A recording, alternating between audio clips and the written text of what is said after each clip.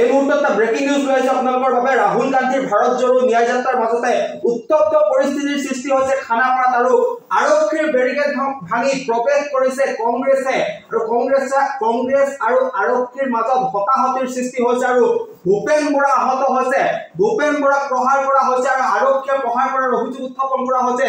যেহেতু ৰাহুল গান্ধীৰ ভাৰত জোড়ো ন্যায় যাত্ৰাৰ আজি ষষ্ঠটো দিনত খানাপাৰাত এক উত্তপ্ত পৰিস্থিতিৰ সৃষ্টি হৈছে আৰু আহত হৈছে এপিসিসিৰ সভাপতি ভূপেন বৰা। এই মুহূৰ্তত ফুল প্লেটৰ জৰিয়তে সবিস্তাৰ লৈ আহিব বিচাৰিছো আপোনালোকৰ বাবে।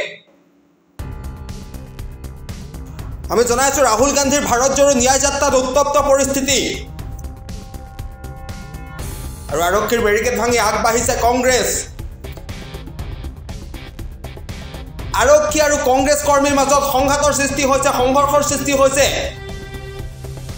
আৰু আৰক্ষীয়ে কংগ্ৰেছ কৰ্মীক প্ৰহাৰ কৰাৰ অভিযোগ উত্থাপন হৈছে আৰু লগতে আহত হৈছে এপিসিসিৰ সভাপতি ভূপেন বৰা আৰু লগতে আৰক্ষীও আহত হৈছে বুলি জানিব পৰা গৈছে আৰু ইতিমধ্যে আৰক্ষী আটক কৰিছে 8 গৰাকী কংগ্ৰেছ কৰ্মী। খানাপাৰাত এক উত্তপ্ত পৰিস্থিতিৰ সৃষ্টি হৈছে আজি যেহেতু ৰাহুল গান্ধীৰ ভাৰত জোড়ো ন্যায় যাত্ৰাৰ ষষ্ঠটো দিন আৰু জোৰাবাদ হৈ ৰাহুল গান্ধীৰ ভাৰত জোড়ো ন্যায় যাত্ৰাৰ দলটিয়ে ৰেলীয়ে প্ৰৱেশ কৰিব আৰু খানাপাৰাত এক উত্তপ্ত পৰিস্থিতিৰ সৃষ্টি হৈছে যেহেতু আৰক্ষীয়ে বেৰিকেড দিছিল আৰু সেই বেৰিকেড ভাঙি কংগ্ৰেছ কৰ্মীয়ে প্ৰৱেশ কৰিছে, আগবাঢ়িছে আৰু আৰক্ষী আৰু কংগ্ৰেছ কৰ্মীৰ মাজত হতাহতিৰ সৃষ্টি হৈছে। লগতে আৰক্ষীয়ে কংগ্ৰেছ কৰ্মীক প্ৰহাৰ কৰাৰ অভিযোগ উত্থাপন হৈছে। এপিসিসিৰ সভাপতি ভূপেন বৰা আহত হৈছে বুলি জানিব পৰা গৈছে আৰু লগতে আৰক্ষীও আহত হৈছে। ইয়াৰ উপৰি ইতিমধ্যে আৰক্ষীয়ে আটক কৰিছে 10 গৰাকী কংগ্ৰেছ কৰ্মী আৰু এপিসিসিৰ সভাপতি ভূপেন বৰা আহত হৈছে বুলি জানিব পৰা গৈছে।